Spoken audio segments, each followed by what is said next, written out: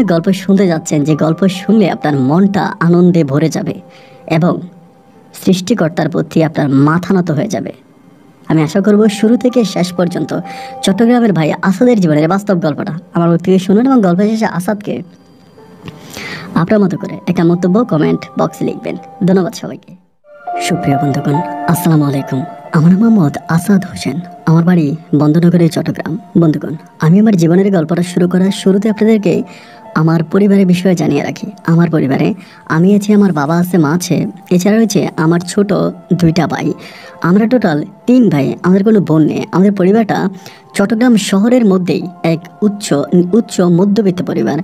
আমার বাবা পেশায় একজন সরকারি চাকরিজীবী, বাংলাদেশ রেলওয়েতে আমার বাবা চাকরি করে। আমার বাবা পেশায় একজন রেলের ড্রাইভার এবং আমাদের এই পরিবারটা অনেক সুখী একটা পরিবার। আমার বাবার গ্রামের বাড়ি হচ্ছে রাউজান, কিন্তু আমার জন্মসূত্রে আমি চিটংয়েই থাকি এবং বাবার সাথে চিটংয়ে আমার বেড়ে ওঠা। আমার জীবনের কিছু করুণ কাহিনী আছে, এগুলো না শুনলে আপনারা আমার গল্প বুঝবেন না। ছোটোবেলাতেই আমি প্রচুর পরিমাণ বাবা প্রিয় একজন মানুষ ছিলাম। আমি আমার বাবাকে অনেক বেশি ভালোবাসতাম। বাবা কোনোভাবে ঘর থেকে বেরোলে আমি চিৎকার করে কাঁদতাম এবং বাবার কোল ছাড়া কোনোভাবে আমার কান্না থামানো যেত না। এত বেশি বাবাকে ভালোবাসতাম যে বাবা ছাড়া আমার পুরো পৃথিবীটা অন্ধকার ছিল। আমাদের বাসাটা ছিল আমার আব্বা লিসে কিনা একটা সরকারি জায়গায়। এটা হচ্ছে রেলওয়ের রেল রাস্তার পাশে। তো রেল রাস্তার পাশে থাকার কারণে যখনই রেল যাইতো আমি মনে করতাম যে আমার বাবা যাচ্ছে এবং আমি বারান্দাতে দাঁড়িয়ে দেখতাম যে রেলগাড়ি যাচ্ছে এবং রেলগাড়ি গেলে পরে আমি বাবা বাবা বলে চিৎকার করে ডাকতাম। এরকম করতে করতে আমি মোটামুটি একটু বড় হই, হাঁটাচলা করতে পারি। এবং হাঁটাচলা করা অবস্থায় একদিন আমার মা বাজারে গিয়েছে সবজি আনার জন্য। তো ভুলবশত আমার সবজি আনার জন্য যাওয়ার সময় আমাদের যে গেটটা ছিল, আমাদের গেটটা লাগাইতে ভুলে গেছে। আমি তখন মোটামুটি প্রায় হাঁটতে পারি, দৌড়াতে পারি, এরকম একটা সময়। তো আমার আম্মা যখন চলে গেল গেট খোলা রেখে, তখনই হচ্ছে রেলগাড়ি হর্ন দিল এবং রেলগাড়ির হর্নের শব্দে আমি তখন বাসা থেকে বেরিয়ে গেলাম। বাসা থেকে বেরোয় আমি তখন রেল রাস্তার দিকে হাঁটতে শুরু করলাম, আব্বা আব্বা বলে ডাকতে ডাকতে। একটা পর যে আমি রেলগাড়ি খুব সামনে চলে গেলাম এবং সামনে চলে যাওয়ার পরে আমি যখন রেল রাস্তার মধ্যে পড়ে গেলাম, আমার অতটুকুই মনে আছে রাস্তার মধ্যে ওঠার পরে আমি কোথায় জানি হসট খেয়ে পড়ে যাই এবং হসট খেয়ে পড়াটাই আমার মনে আছে। এরপরের কোনো স্মৃতি আর আমার মনে নাই। এবং একটা পর্যায়ে আমি যখন মোটামুটি বুঝতে পারি, তখন আমি জানি যে আমার একটা পা নাই। সেই রেলের অ্যাক্সিডেন্টে আমার একটা পা সম্পূর্ণভাবে বাদ হয়ে গেছে এবং আমার একদম হাঁটু থেকে আমার ওই পায়ের নিচের অংশটা নাই। তো তখন আমার জীবনটা অনেক ডিফিকাল্ট হয়ে যায়, অনেক কঠিন হয়ে যায়। কিন্তু তারপরেও বাবা মা দুজনে আমাকে অনেক আদর আর ভালোবাসা দিয়ে বড় করে। চট্টগ্রামের খুবই সুনামধন্য একটা স্কুলে আমাকে পড়াশোনা করায়, খুবই সুনামধন্য একটা স্কুলে পড়াশোনা করে। এবং পা না থাকার কারণে আমার ভিতর যে একটা কষ্ট, আমি যে একটা কষ্ট ক্যারি করে বেড়াতাম, আমার বাবা এই জিনিসটা বুঝতে পারতো এবং আমার পা না থাকার কারণে বাবা বেশিরভাগ সময় আমাকে কাঁধে চড়ে বেড়াতো, আমাকে কাঁধে করে স্কুলে নিয়ে যেত এবং স্কুল থেকে আনতো। এভাবে হতে হতে পরিশেষে আমার মায়ের ঘরে আরও 2টা সন্তান হয়। আমি তখন মোটামুটি প্রায় অনেক বড় বলতে আমি তখন ক্লাস 7-এ পড়ি এবং ক্লাস 7-এ পড়া অবস্থায় আমার বাবা গ্রামে খুব বেশি একটা যেত না। গ্রামে আব্বার যাতায়াতটা একেবারে কম ছিল। তো ওই দিন আমার আব্বা গ্রামে গেল এবং যাওয়ার সময় আমাকে, আমার ভাইদেরকে, আমার মাকে সবাইকে সাথে করে নিয়ে গেল। কোনো একটা কারণে আব্বা ওই দিন গ্রামে একটু ওই সময়টাতে বাবা একটু লম্বা সময় ধরে গ্রামে থাকবে। তো সেই অবস্থার মধ্যে আমি গ্রামে যাওয়ার পরে আমার দাদির মুখে, দূর সম্পর্কের ঘরের দাদি থাকে না গ্রামের মধ্যে, ওই দূর সম্পর্কের দাদির মুখে একটা কথা শুনতে পাই, যেটা শুনতে পারার পরে আমার চোখে পানি চলে আসে। আমি শুনতে পারি আমি যে বাবাকে এতটা ভালোবাসতেছি, যে বাবার কাজ ছাড়া আমি চড়তে পারতাম না, যে বাবা আমাকে কলিজার টুকরা মনে করে, অথচ তিনি আমার আপন বাবা নয়। এবং যাকে আমি মা বলে ডেকে আসছে, যাকে মা বলে ডেকে আমি বড় হচ্ছি, তিনিও আমার আপন মা নয়। এই কথাটা আমি থার্ড পার্টির মাধ্যমে শোনার পরে আমার চোখের জল আমি ধরে রাখতে পারিনি। আমি অঝরে কান্না করতে শুরু করি। এইটা কেমন কথা? আমি আমার বাবা মায়ের সন্তান না, তাহলে আমি কার সন্তান? কে আমার বাবা এবং কে আমার মা? এই প্রশ্নটা তখন আমার মনের মধ্যে জেগে বসে। আমি সেদিন ওই রাউজানের গ্রামের বাড়িতে আমার বাবাকে কোনো কিছু বলি নাই। একটা পর্যায়ে যখন শহরে চলে আসি, তখন আমি মানসিকভাবে অনেকটা ভেঙে পড়ি বলতে ঠিক এরকম, আমি খুব বেশি একটা খাওয়া দাওয়া করি না, স্কুলে যাই না এবং কেমন যেন একটু একঘরা হয়ে পড়ি, ঘর থেকে খুব একটা বের হই না। তখন আমার ওই রাউজান থেকে আসার পরে আমি আমার বাবার চেহারার সাথে আমার চেহারা মিলিয়ে দেখি, আমার মায়ের সাথে আমার চেহারা মিলিয়ে দেখি, কিন্তু দেখি যে তাদের চেহারার সাথেও না আমার চেহারার খুব বেশি একটা মিল নাই। আসলে ওই দাদি আমাকে যেটা বলেছিল এটা সম্পূর্ণ সত্যি কথা ছিল, যার জন্য আমার আব্বা আম্মার চেহারার সাথে আমার চেহারার তেমন কোনো মিল খুঁজে পাওয়া যাচ্ছিল না। আমি তখন একেবারে ক্লিয়ার হয়ে পড়ি যে আমি আমার আব্বা আম্মার সন্তান না। আমার যে দুইটা ছোট ভাই আছে, ওই দুইটা ভাই ছোট ভাইয়ের চেহারার সাথে আমার আব্বা আম্মা দুজনের হুবহুব মিল আছে, কিন্তু আমার চেহারার সাথে আমার আব্বা আম্মার চেহারার তেমন কোনো মিল পাওয়া যায় না। আমি যেহেতু ক্লাস 7-এ পড়ি, তাতে আমার চেহারার একটা ফেস তৈরি হয়েছে এবং সেই ফেস দিয়ে আমি আমার আব্বা আম্মার সাথে মিলাইতে পারতেছিলাম না। এভাবে বেশ কয়েকদিন যাওয়ার পরে বিষয়টা আমার আব্বা খেয়াল করে। একদিন রাতেরবেলা আমি পড়তেছি, বাবা আমার রুমে আসছে। আমার রুমে আসার পরে বলে যে, আসাদ আমি কি বসবো? হ্যাঁ আব্বা আসেন বসেন। আব্বা তখন বসছে। বসার পরে আমাকে বলতেছে যে আমি তোকে একটা কথা জিজ্ঞেস করব। আমি বললাম হ্যাঁ বাবা করো, সমস্যা নেই। আব্বা বলে তুই তো ক্লাস 7-এ পড়িস। আমি বললাম হ্যাঁ 7-এ পড়ি। আব্বা কিন্তু আমাকে একটা কৃত্রিম পা লাগাই দিছে, মানে আমাকে একটা পা কিনে এনে দিছে এবং আমি ওই পাটা ইউজ করতাম। ওই সময় পাটা লাগাইতাম এবং আবার খুলে ফেলতাম। তো পাটা খুলে আমি তখন পড়তে বসছি। তো বাবা তখন আমাকে বলতেছে যে, মানে এরকম করেই বলে যে তুই তো জানিস তোর বয়সটা কতটুকু হয়েছে, তুই কিসে পড়িস? আমি বললাম জানবো না কেন, আমি ক্লাস 7-এ পড়ি, আমার বয়স আর কতটুকুই হবে, ছোট মানুষ। বাবা বলে তাহলে এই বয়সে কি আর প্রেম প্রীতি করে মানুষ? প্রেম করার ভালোবাসার সময় সামনে অনেকটা পড়ে আছে, অনেক সময় পড়ে আছে। তুই প্রেম করতে পারবি, ভালোবাসতে পারবি, সংসার করতে পারবি, তবে আগে নিজেকে একজন প্রতিষ্ঠিত মানুষ হিসেবে তৈরি কর, এরপরেই প্রেম ভালোবাসা করে অনেক সময় পাবি। আমি তখন অদ্ভুত দৃষ্টিতে আমার আব্বার মুখের দিকে তাকিয়ে আছি। আমি তখন বলি আব্বা খুব চমৎকার কথা বললা, আমি প্রেম করি এটা তোমারে বললো কে? আমার বাপজান তখন আমারে বলে, তুই কি আমারে ছোট মানুষ মনে করিস? আমি একজন রেল চালক এবং আমি মোটামুটি সব কিছু বুঝি। একটা ছেলের এই বয়সে কেন তার মাঝে পরিবর্তন আসে এবং কেন সে এতটা পরিবর্তন হয়ে যায়, এর পরিবর্তনটার একমাত্র কারণ হচ্ছে প্রেম ভালোবাসা। এবং এই প্রেম ভালোবাসার জন্যই তোর মাঝে আজকে এতটা পরিবর্তন। আমি তখন অবাক দৃষ্টিতে আমার বাবার মুখের দিকে তাকিয়ে থেকে বললাম, আব্বা কোনো প্রেম ভালোবাসা নিয়ে আমার মনে কোনো আফসোস নাই, আমি কোনো প্রেম ভালোবাসা করিও না এবং এই প্রেম ভালোবাসা থেকে আমি দূরে থাকি। আমি জানি আমার একটা পা নাই, আমাকে কোনো মেয়ে ওভাবে পছন্দ করবে না। এটা বলার পর আব্বা তখন আমাকে জড়াই ধরছে, ধরে বলে না বাবা এরকম বলে না, আমি তোকে এই শহরের সবচেয়ে সুন্দরী মেয়েটা বিয়ে করাবো। আমি তখন বললাম বাবা আমার মনে কষ্ট কী নিয়ে জানো? আমার আব্বা বলে কী নিয়ে? আমি বললাম আমার মনে কষ্ট হচ্ছে তোমাকে বাবা ডাকা নিয়ে। এটা শোনার পর আমার আব্বা তখন আমার দিকে তাকায় থেকে চোখের পানি ফেলে দেয়। আমাকে বলে মানি এটা তুই কী বললি?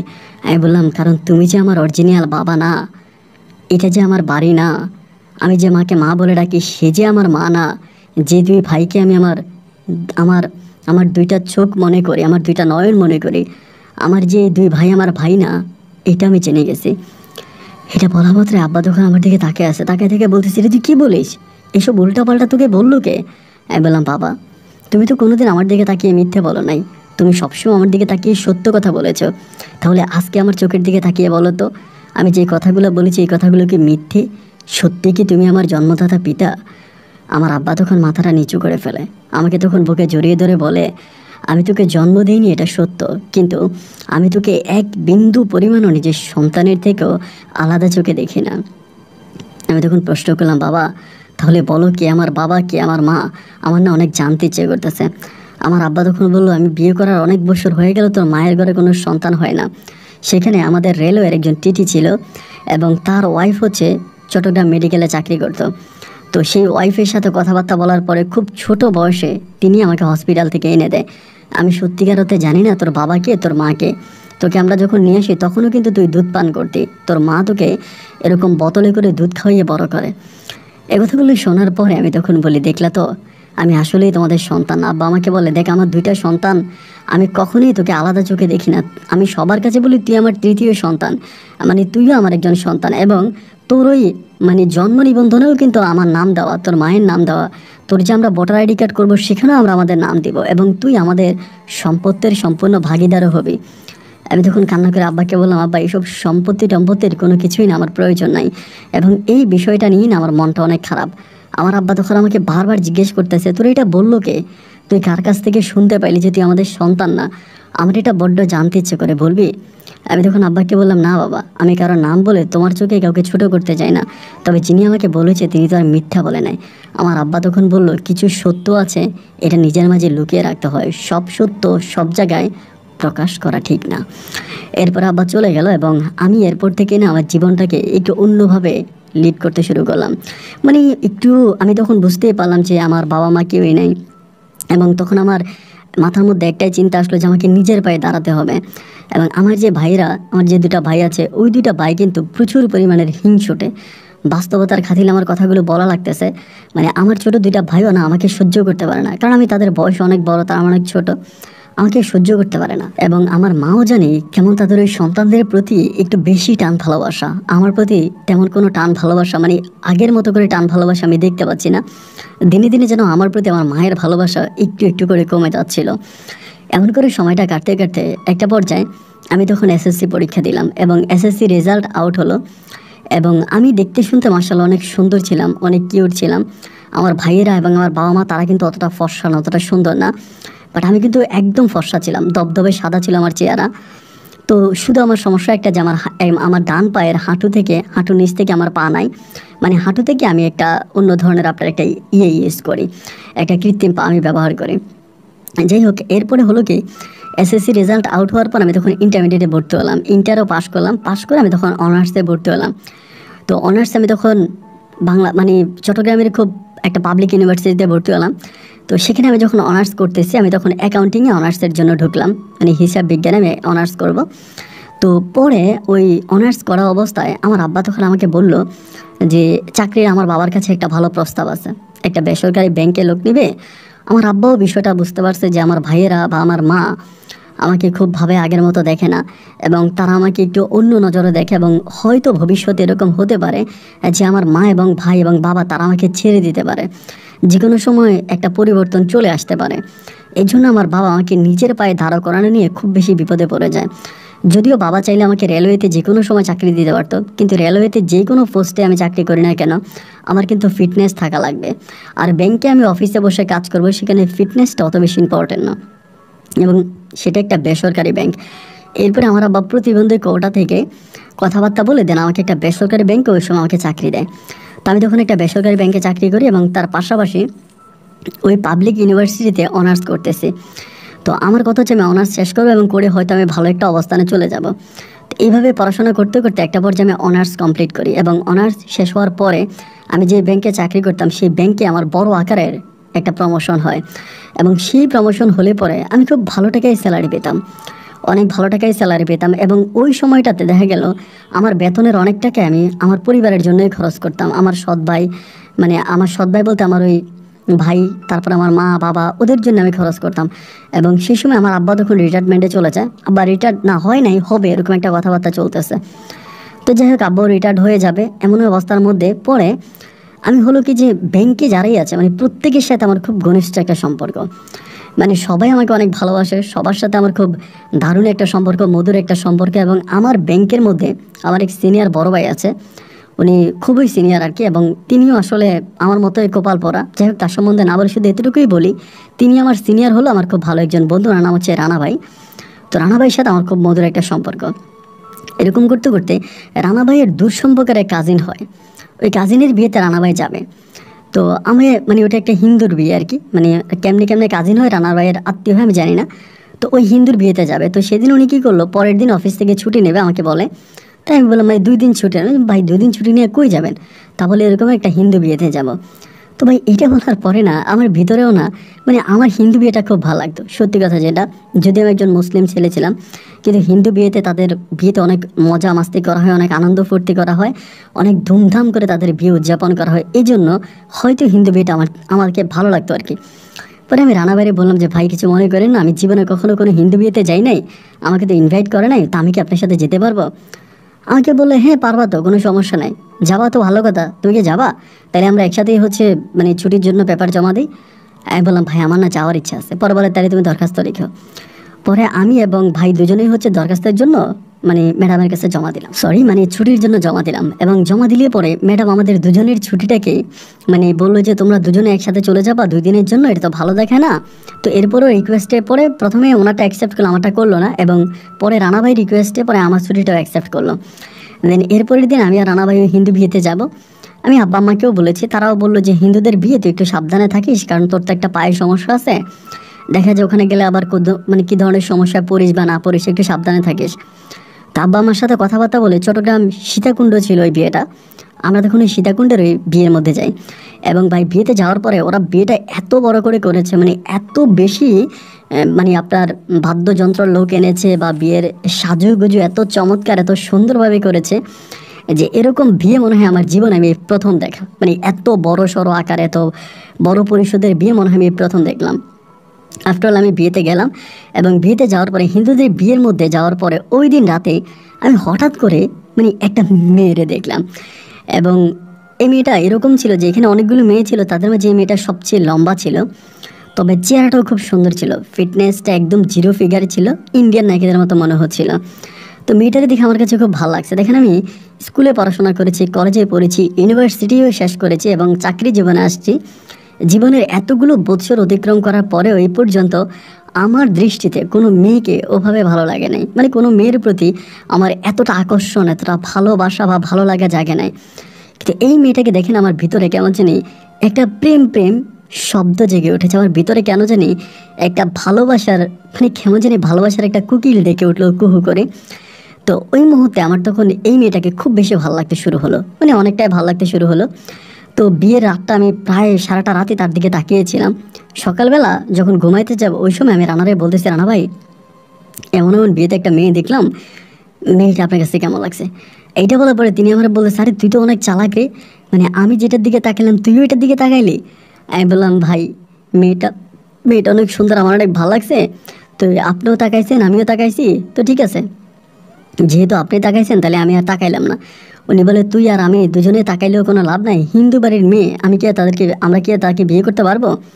আমি তখন বললাম, তাও ঠিক, হিন্দু বাড়ির মেয়ে তারা কি আর বিয়ে করা যাবে? তো এই কথা বলার পরে এই মেয়ের দিকে আর আমরা এরপরও তাকাচ্ছি, বাট ওভাবে কথাবার্তা বলতেছি না, ওভাবে কথাবার্তা বলি না। তো ওই দিনটাও কেটে গেল। এর পরের দিন রাত্রেবেলা দেখা গেল ওখানে একটা অনুষ্ঠান হবে, মানে বরের সামনে একটা অনুষ্ঠান হবে বড় করে, তা সেই অনুষ্ঠানের জন্য তারা রেডি হচ্ছে। পরে দেখলাম ওই মেয়েটাকে ডাকতেছে, হ্যাঁ মেয়েটা মানে ডাকাডাকির পর্যায়ে আমি খুব খেয়াল করে মানে খুব নিখুঁতভাবে আমি শুনতে পেলাম মেয়েটা বলতেছে, না না না না না আমি মুসলিম, আমার এখানে যাওয়াটা ঠিক হবে না। এটা বলার পরে কথা কিন্তু স্পষ্ট আমার কানে আসছে, আমি খুব ক্লিয়ারলি শুনতে পাইলাম। এইটা শুনতে পাওয়ার পর আমি একটু অবাক হয়ে গেলাম যে কী ব্যাপার, আমি মুসলিম, আমি এখানে যেতে পারবো না? মানে তাদের ওই একজন দেবী বা ওই সামনে যাবে আর কি, তাদের ধর্মীয় কোনো একটা কাজ হিন্দুদের, তো সেখানে মেয়েটা যাবে না। পরে ওইখানে অনেকগুলো মেয়ে আছে, এখান থেকে খুব ছোট দেখে একটা মেয়ের আমি ডাক দিলাম, হিন্দু মেয়ে, ডাক দিয়ে বললাম যে তোমাকে একটা কথা জিজ্ঞেস করবো, উত্তর দিবা? তা বলে, হ্যাঁ ভাইয়া দিব তো, বলেন না। আমি বললাম, এই যে লম্বা করে ফর্সা যে মেয়েটা, এই মেয়েটার নাম কি? বলে, ভাইয়া ওর নাম হচ্ছে সিনথিয়া। আমি কি, সিনথিয়া? ভালো, তা ওইটা কি হিন্দু মেয়ে? বলে, না ভাইয়া এটা হিন্দু মেয়ে না, এটা হচ্ছে মুসলিম মেয়ে। আমি বললাম, তো হিন্দুর বিয়েতে আসলো যে? তা বলতেছে যে আসছে আমাদের যে কনে মানে আমাদের যে বরের কেমন আত্মীয় হয়, মানে ফ্রেন্ডের কেমন করে হয় আর কি, মানে যেমন করে আমি আত্মীয় ওই তেমন করে বুঝতে পারলাম যে ওই মেয়েটাও আত্মীয়। তো এটা জানতে পারার পরে আমি তখন কী করলাম, ওই বিষয়টা রানাভাইরে বললাম না, কারণ রানাভাই তো আমাকে গতকালকে রাতের বেলায় বললো যে দুজনেও চেষ্টা করি তাতে লাভ কি, এই মেয়ে তো হচ্ছে মানে আপনার হিন্দু, আমরা হচ্ছে মুসলমান, এর সাথে তো আমাদের হবে না, সুতরাং তাকায় থাকে তো লাভ নাই। একথা যেহেতু রানাভাই আমাকে বললো, তো যার জন্য আমি রানাভাইকে কোনো কিছু বলি না, বিষয়টা আমি লুকিয়ে রাখলাম। এমন করে যেতে যেতে একটা পর্যায়ে আমরা ওই অনুষ্ঠান থেকে চলে গেলাম, মানে আমিও চলে আসলাম, আমাদের বিয়ের অনুষ্ঠান শেষ হয়ে গেল, কিন্তু আমি গোপনে ওই মেয়ের ফোন নাম্বারটা নিয়ে আসছি। তা মোবাইল নাম্বার ছিল, নাম্বারটা নিয়ে আসছি, আনার পরে আমরা আবার অফিসে কাজ করতে শুরু করি। এভাবে আমি প্রতিদিনই মোবাইলটা হাতে নিয়ে যে তার একটা মিনিট ফোন দিব, তার সাথে একটা মিনিট কথা বলবো। কিন্তু ওই বড় কথা হচ্ছে জীবনে কখনো তো কোনোদিন কোনো মেয়ের সাথে এভাবে খোলাখুলি কথা বলি নাই, আর আমার জীবনে ওরকম কোনো রেকর্ড নেই, এরকম কোনো ঘটনা নাই। তো এই জন্য হুট করে একটা মেয়ের সাথে কথা বলবো, নিজের মনের ভিতরে কেমন যেন একটা ভয় কাজ করে। মানে এইটা আসলে এখনকার জেনারেশনে যারা আছে তারা শুনলে হয়তো হাসবে, কিন্তু আমার জায়গায় বিষয়টা ওরকমই ছিল। তো এরপরে একদিন আমার শুক্রবার ছিল, তো শুক্রবারে আমি সকালবেলা থেকে তো আমার অফিস বন্ধ, আমি চিন্তা করতেছি তারা ফোন করবো এরকম করে শুক্রবার সকাল থেকে চিন্তা ভাবনা করতে করতে রাত্র 11:30টার দিকে আমি তারা কল দিছি, তা কল দিয়ে কেটে দিছে, একটা মিস কলের মতো ঢুকছে। পরে দেখলাম মেয়েটার সাথে সাথে কলটা ব্যাক করছে, মানে আমার নাম্বারে কল ব্যাক করছে, মানে কলটা ঢুকের সাথে আমি কেটে দিছি, লাইক এটা মিস কল হয়ে গেছে। আমি কিন্তু মিস কল দেওয়ার জন্য আগ্রহ ছিলাম না। পরে দেখলাম মেয়েটা কল দিতেছে, একটা পর্যায়ে আমি কী করলাম, মানে ভয়ে ফোনটাকে বন্ধ করে দিলাম, মানে এত পরিমাণের ভয় পাইছে, ফোন বন্ধ করে দিছে। বন্ধ করে দিয়ে সারাটা রাত এরকম করে কাটাইলাম। অ্যান্ড অফিসে যাওয়ার পরে আমি কিন্তু ফোন আর খুললাম না। অফিসে যাওয়ার পরে আমি চিন্তা করতেছি কী করবো, রানা ভাইকে বিষয়টা জানাবো না আবার কী করবো, মানে বুঝি না। এরপরে আমি মোবাইল যখন খুলি ভাই, দেখলাম যে এই মেয়েটা আমাকে অনেকগুলো মেসেজ করেছে এবং প্রতিটা মেসেজে আমাকে খুব গালাগালি করেছে, মানে খারাপ ভাষা ইঙ্গিত করেছে এবং গালাগালি করেছে, মানে কেন জানি আমি জানি না, এতটা রাগান্বিতভাবে সে আমাকে SMS গুলো করলো। তো আমার তখন নিজেকে অনেকটা ছোট মনে হলো, মানে অপমানিত মনে হলাম। এরপরে আমি নিজে মেয়েটাকে কল ব্যাক করলাম এবং কল দেওয়ার পরে সে কলটা রিসিভ করলো। রিসিভ করেই আমাকে মানে উড়াধুরা গালাগালি শুরু করছে, খুব মিসবিহেভ করতেছে, খারাপ ব্যবহার করতেছে। আমিও কথাগুলোকে হজম করতেছি, আসলে তো কিছু করার নাই। এবং এভাবে গালাগালি অনেকক্ষণ ধরে গালাগালি করলো। পরে আমি বললাম, আপনার গালাগালি করা কি শেষ হয়েছে? এবার কি আমি একটু কথা বলতে পারি? তা আমাকে বলে, হ্যাঁ বলেন। এরকম করে বলতেছে। আমি তখন বুঝে গেলাম যে মেয়েটা আসলে অনেক রাগী প্রকৃতির একটা মেয়ে। অনেক আছে না যে সুন্দরী হলে অনেক রাগী হয়, তো এরকম মনে হয় যে সুন্দরী টাইপের কোনো একটা রাগী মেয়ে আমার কাছে মনে হচ্ছে, যে প্রচুর রাগ তার মধ্যে। যাই হোক, পরে আমি বললাম যে আপনি তো আমাকে এত গালাগালি করলেন এবং আপনার দৃষ্টি থেকে এই জিনিসটা ঠিক আছে গালাগালি করাটা, বিকজ আমি আপনাকে মিস কল দিলাম এবং কল দেওয়ার পরে মোবাইলটা বন্ধ করে দিলাম। তো আমি কিন্তু কথা খুব সুন্দর করে বলতে পারতাম, মানে আমার ভিতরে এই আর্টটা ছিল, কথা বলাও কিন্তু একটা আর্ট। তো খুব সুন্দর করে সাজিয়ে গুজিয়ে খুব স্মুথলি কথা বলতে পারতাম। তো এত সুন্দর করে কথা বলতে পারার কারণে এই মেয়েটা দেখা গেল কি যে আমার উপরে যে তার রাগটা ছিল, রাগটা আস্তে আস্তে করে নেমে যাচ্ছে, মানে পড়ে যাচ্ছে। একটা বার যে আমাকে বল, আচ্ছা ঠিক আছে নবাব, যা হবার তা তো হয়েছেই, আমিও গালাগালি করছি, আপনিও শুনছেন, তা আমাকে আর এখন উপাধি দেওয়ার প্রয়োজন নেই। আপনি আমাকে বলেন যে আপনি কে আর কেনই বা আমাকে কল করেছেন। তা আমি তখন বললাম যে দেখেন, আসলে আমি এরকম লুকোচুরি করতে পারি না, মিথ্যা কথা বলতে পারি না, আমি যেটা সত্য আসলে সেটাই বলি। মূলত বিষয় হচ্ছে আমি আপনাকে এইভাবে দেখেছিলাম। আমি পুরোটা ডিটেলস তাকে বললাম। পরে আমাকে বলে, ও আচ্ছা, আপনি ওই যে মানে চেক সাদা শার্ট গায়ে দেওয়া লোকটা, লম্বা করে। আমি কিন্তু মোটামুটি অনেকটা লম্বা ছিলাম। পরে আমি বললাম যে হ্যাঁ। বলে, ও আচ্ছা, তা আপনি তো অনেক হ্যান্ডসাম। তা এরকমভাবে আপনি আমাকে ওই মধ্যেই তো প্রপোজ করতে পারতেন, বিয়ে বাড়িতেই তো প্রপোজ করতে পারতেন, ঘুরে এলেন কেন? ফোন নাম্বার নিয়ে এত মাস পরে ফোন দিলেন কেন? আমি তখন বললাম যে দেখো, আসলে মানে আমি তুমি করেই বলি। তা বলে ঠিক আছে বলো। মানে ও আমাকে তুমি করেই সম্বোধন, মানে বিষয়টা কি জানেন, মানে খুব অল্প সময়ের ভিতর না খুব ক্লোজ হয়ে গেছে। মানে কথাবার্তার মাঝে না দুজনের মাঝে এক ধরনের মায়া ভালোবাসার মতো মনে হয় যেন আদান প্রদান হয়ে গেছে, বিষয়টি এরকমই। পরে ও আমারে বলতেছে যে আচ্ছা ঠিক আছে বলো। তা আমি তখন বললাম যে দেখো, আমি তো ছোটোবেলা থেকে আসলে আমার ওরকম কোনো ভালো লাগার কোনো বিষয় নাই। আমি কখনো কোনো মেয়ের দিকে এভাবে তাকাই নাই বা কারোর প্রতি আমার এরকম কোনো আগ্রহ জাগে নাই। আমি এই বিষয়গুলো বুঝি না। তো এই প্রথম কোনো মেয়ের সাথে আমার ফোনে কথা বলা বা তাকে প্রপোজ করা, তার সাথে এতটা ক্লোজ হয়ে আমার জীবনে কখনোই হয়নি। তো এই যে আমি ন্যাকামি করে করে কথাবার্তাগুলো বলতেছি, এইগুলো শুনে শুনে সে খুব মজা পাচ্ছে, অনেক হাসাহাসি করতেছে। তো আমাকে বলো, আপনি আসলে না অনেক ফানি। আচ্ছা ঠিক আছে, সমস্যা নাই। কখনো আপনি ওরকম করে আমাকে বলতে যে ঠিক আছে ফোন দিয়েও পরে কথা বলবো। ও তখন মানে আপনার কলেজে পড়তো এবং ওই আমাদের চিটংয়েই ওর বাসা ছিল। তো এরকম করেও মাঝে মাঝে আমি ওর সাথে কথা বলতাম এবং এই বিষয়গুলো কিন্তু রানাভাই মোটেও জানতো না। রানাভাইকে আমি কিন্তু কোনো কিছু বলি নাই। এরকম করে তার সাথে অলওয়েজে কথাবার্তা বলি, অফিস আসলেও কথা বলি, বাসায় গেলেও কথা বলি। এইভাবে কথা বলতে বলতে না দুজনের মাঝে আমাদের মোটামুটি একটা ভালো লাগা ভালোবাসার সম্পর্ক মানে শুরু হয়ে গেছে। এতে মনে হয় অনেকগুলা মাস, লাইক 1 থেকে 1.5 মাসের মতো হয়ে গেল। তো 1-1.5 মাস পর একদিন নিজে আমাকে বলতেছে যে আমরা তো একই শহরে থাকি, একই মানে আকাশের নিচে থাকি, তো আমি কি চাইলেই তোমার সাথে দেখা করতে পারি না? এইভাবে প্রতিদিন ফোনে কথা বলা আমার কাছে তো মনে হয় এটা মানে 1950 সালের রিলেশনের মতো হয়ে গেছে। এটা তো আসলে মানে বর্তমান জেনারেশনের রিলেশন মনেই হয় না। তো আমি কি তোমার সাথে একটু দেখা করতে পারি? আমি তখন বললাম হ্যাঁ, দেখা করা যায়, সমস্যা নাই। পরে আমি তার সাথে দেখা করি এবং আমি যেদিন তার সাথে দেখা করতে যাবে ওই দিনের মুহূর্তটা আমি মানে আমার জীবনেও ভুলতে পারবো না। আমি একটানা প্রায় 9টা শার্ট কিনি মার্কেট থেকে এবং 9টা শার্ট কিনে একটার পর একটা গায়ে দিচ্ছি আয়নার সামনে দাঁড়িয়ে, যে অ্যাকচুয়ালি কোনটা আমার বডির সাথে শ্যুট হচ্ছে, মানে কোনটা সুন্দর লাগতেছে। এবং 9টা শার্ট পরার পরে একটু ভালো লাগলো, কালো টাইপের। তো ওই শার্টটা পরে আপনার নর্মাল প্যান্ট পরে করে জুতো পরে খুব সুন্দর করে তার সাথে দেখা করার জন্য আমি গেলাম। একটা রেস্টুরেন্টে গেলাম, ওখানে দেখা হলো এবং দেখা হতে সে অনেক সুন্দর করে সাজুগুজু করে আসছে। এই আমাদের রিলেশনের প্রথমবার দেখা, দুজনের দেখা সাক্ষাৎ হলো, কথাবার্তা হলো এবং মোটামুটি দুজনের মাঝে অনেকটা মানে ভালোবাসাবাসির সম্পর্ক হয়ে গেল।